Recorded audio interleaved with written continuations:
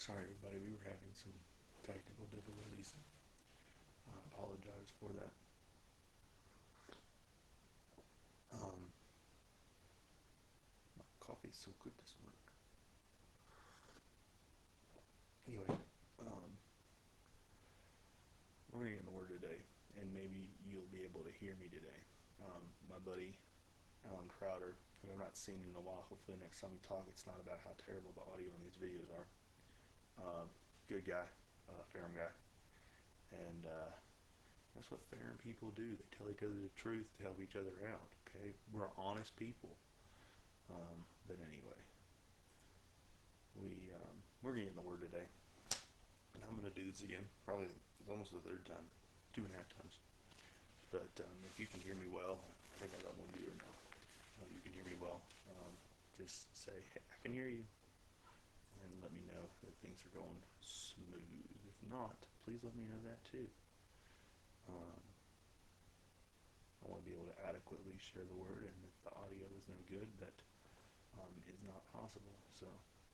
Um, so today we are in Luke chapter 14, verses 16 and 17, and it reads, "But he said to him, a man once gave a great banquet and invited many.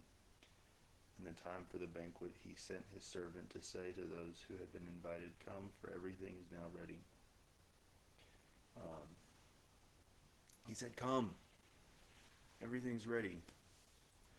Um, you ever been to a party or a gathering where you felt like you weren't really wanted there? Like somebody invited you, and you may not know who they are, or you may never been there before, or what have you, and you're not comfortable, and like everyone there is like trying to be friendly, but they're not really. You really just don't feel comfortable. You get this feeling like you're not supposed to be there, that nobody really wants you there. As soon as you get there, you see these forced smiles and fake voices of encouragement that feel like they're trying to convince you that they care about you. Um, it's just not genuine. It's not real. Um, it's not believable a lot of times. Anyway, the same thing happens in our churches, man. Uh, we invite people because we think that's what we're supposed to do. People say, "Oh, you need to invite people to church. You meet somebody new, and they're struggling. Invite them to church, make them feel better, all that sort of stuff." And we invite people because we know that's what we're supposed to do. But when somebody actually takes us up on that offer, we panic. We freak out like, "Oh, well, I invited this person. If they don't act right or don't say the right things, or they maybe let a dirty word slip or whatever, um, we we're going to be to blame because we invited this heathen into our church." Um, and that's not the way. That's not the way it's supposed to go. Um, what if the words, what if they say words that church folk don't like, or what if they don't dress well enough to fit in with our congregation?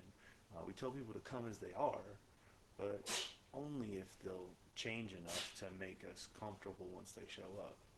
Um, and so we got to remember we're meeting people at the starting line, not the finish line. And to the extent we're all on our way to the finish line, and we're all on the same pathway um, to glorification one day in heaven. And so um, nobody's perfect and nobody's finished yet. We're all just kind of trying to make it. Um, and the other thing we need to remember is that it's possible. Get it in our heads now, because I think sometimes it's hard for people to see this. It is possible that these people have that unchurched, or that we're inviting in, that we just don't seem to fit in, that may have more to teach us than we think we're going to teach them. And there's something to be found in that.